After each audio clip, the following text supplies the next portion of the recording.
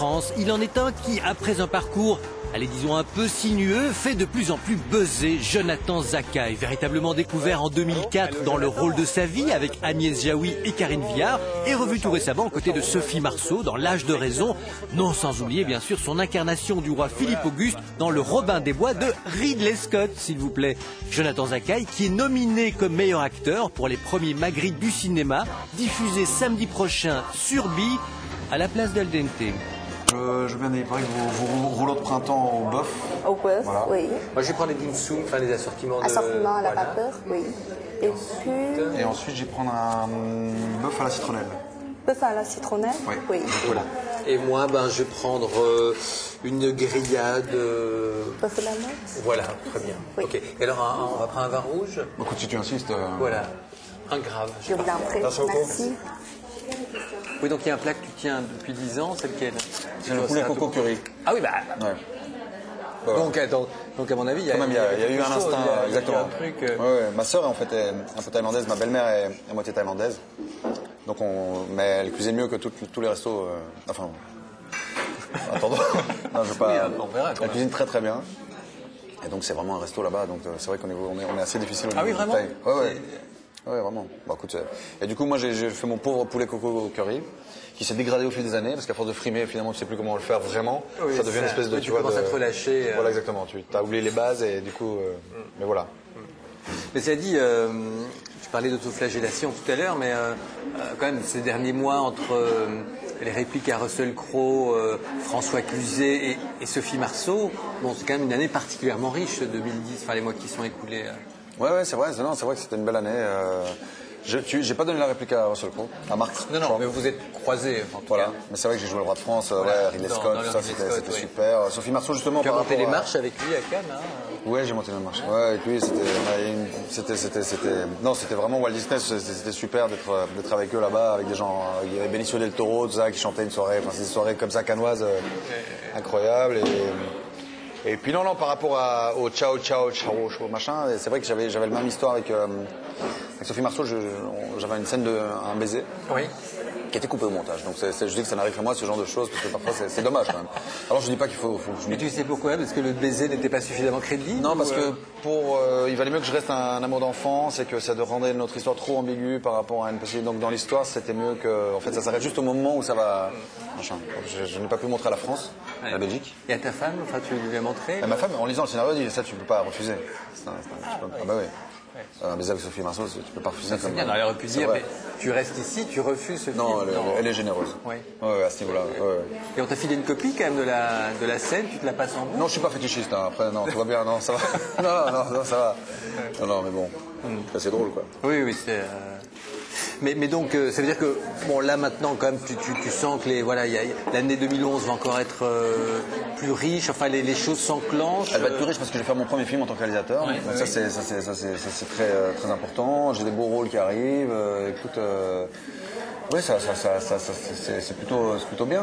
Ça se passe bien. Ouais. Mais c'est ça qui est chouette finalement avec les acteurs hommes, donc, par rapport aux acteurs femmes, c'est qu'on peut avoir 40 ans, déjà une trentaine de films à son actif, et encore avoir une carrière tout à fait ouverte devant soi.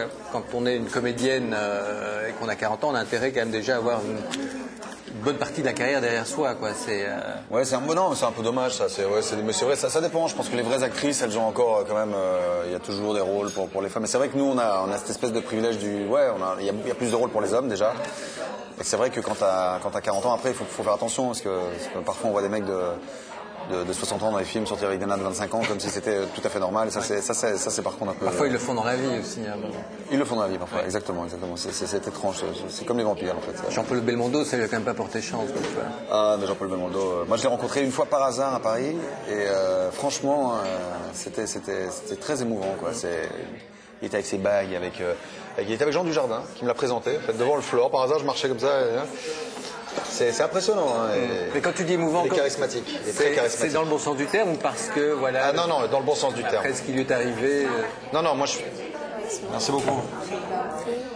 Non, moi je suis d'abord. Je veux dire, je suis pas souvent fan, mais là vraiment Bébel, moi j'étais comme beaucoup. Tu vois, c'est. Qu'est-ce que tu en penses? C'est beau. Déjà comme ça m'a l'air parfait.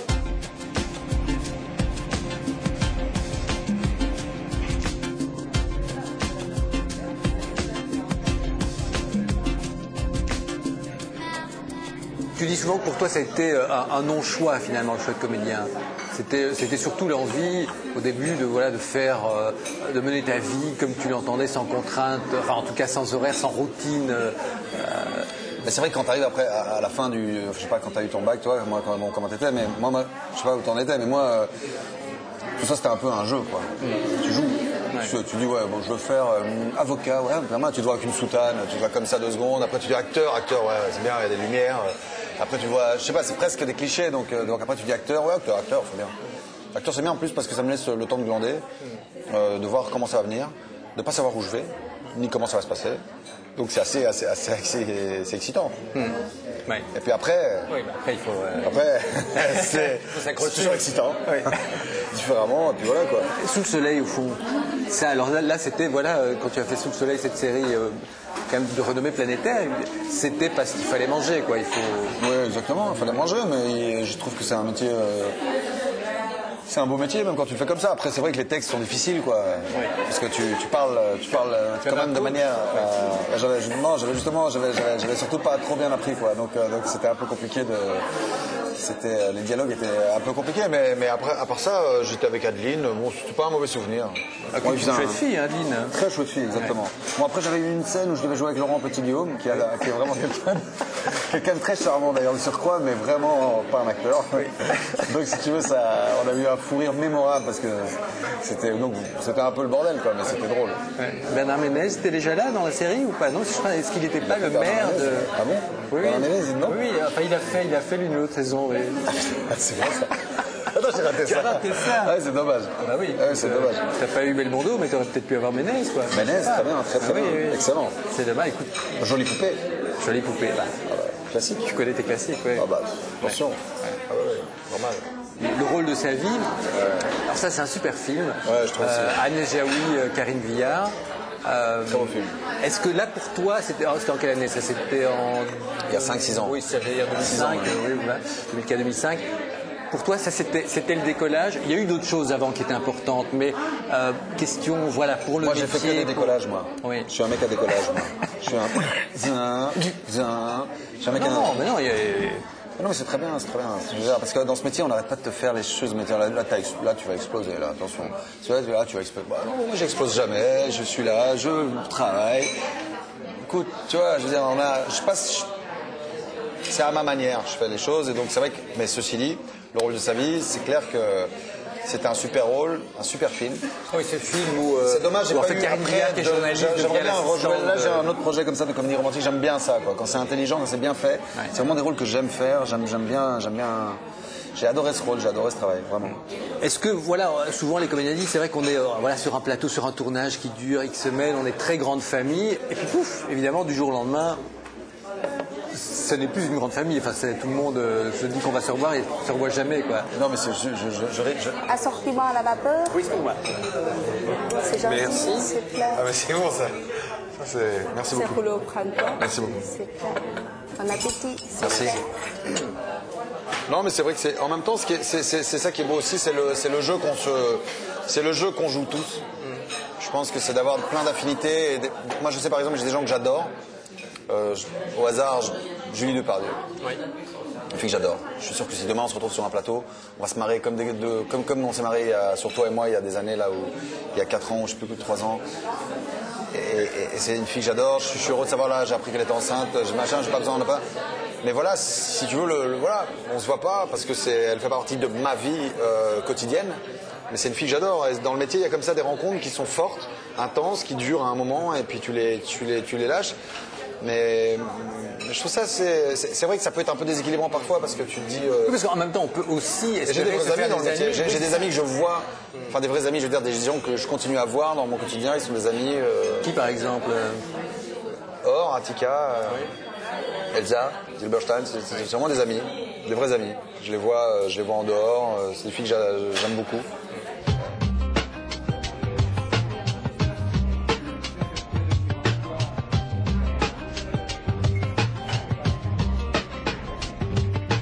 J'aimerais bien de ces jours écrire un spectacle ou faire quelque chose de. J'aimerais bien aller sur scène Il détecte pas, it's just a joke, you know. Mais alors tu aurais pu aussi accrocher parmi les anglo-saxons Spielberg et Coppola à ton CV. Ouais. C'est vrai ça ou c'est Non, c'était des petits rôles, mais c'est vrai, non. Ça aurait pu, ouais. Pourquoi ça s'est pas fait alors? Qu'est-ce que...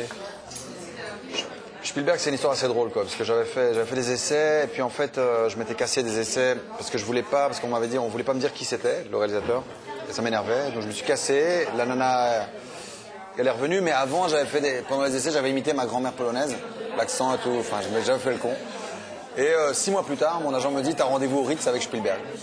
Alors que je me suis cassé et j'ai pas fait les essais, tu vois. Mais, ah oui. Ouais. Donc je dis, c'est pas possible, c'est une blague. Voilà. Enfin, l'équipe en tout cas. J'arrive chez Spielberg, donc, enfin au Ritz. Et là, je vois Spielberg, et il me dit there are some people I meet, I choose you for the part. C'était le rôle de Mathieu Amalric. Il m'avait choisi, en fait. Et je lui dis... Film unique, hein, ça. Ouais.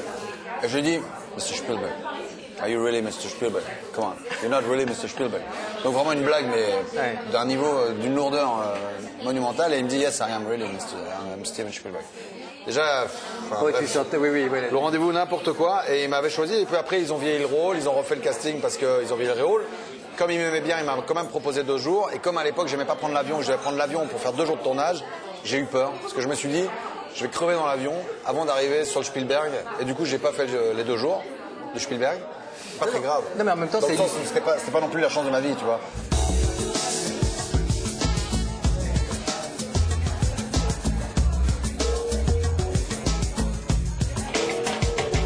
Famille assez mélangée puisque bon, ta mère était polonaise, peintre, Ouais. Sarah Kaliski, ton père égyptien.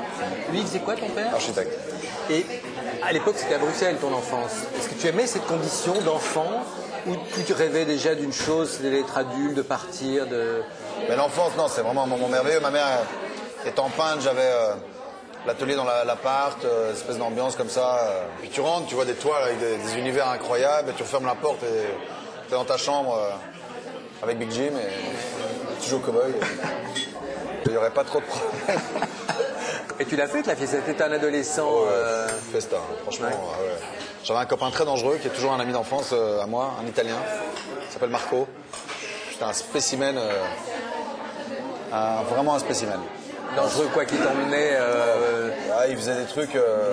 On prenait une bouteille de vin, par exemple, dans la cave de ses parents, qui était assez sympa. Il avait un deal avec un restaurateur italien. Avec cette bouteille, on mangeait tous les deux. Plus on avait une bouteille de merde, plus on avait 1000 francs belges chacun, avec lesquels ensuite on sortait. Donc t'imagines que la bouteille devait être bonne. Et donc, on a fait des conneries comme ça. Il en faisait. C'était un spécimen, quoi. Donc, Quand tu repenses à cette adolescence, tu vois surtout alors ton copain Marco, ou tu vois aussi des filles. Enfin, je veux dire, est-ce que tu étais un tombeur, est-ce que tu emballais, ou est-ce que on emballait. Comme les on emballait. Oui. Ouais, Marco emballait très vite. Moi, assez vite. Ouais, franchement, ce qui était génial, en fait, j'adore moi le 15-18. J'aimerais bien faire un film un jour là-dessus, en fait. Parce que 15-18, nous, on était des gamins avec un potentiel d'adulte. Et en fait, quand tu mets un cerveau de gosse qui commence à avoir un physique d'adulte, c'est hyper dangereux parce que tu peux commencer à faire des conneries, tu as accès à un monde et en même temps, tu es encore un gamin. Donc tu en as fait souffrir, au fond. Je sais pas si elle avait le temps de souffrir. Ah oui,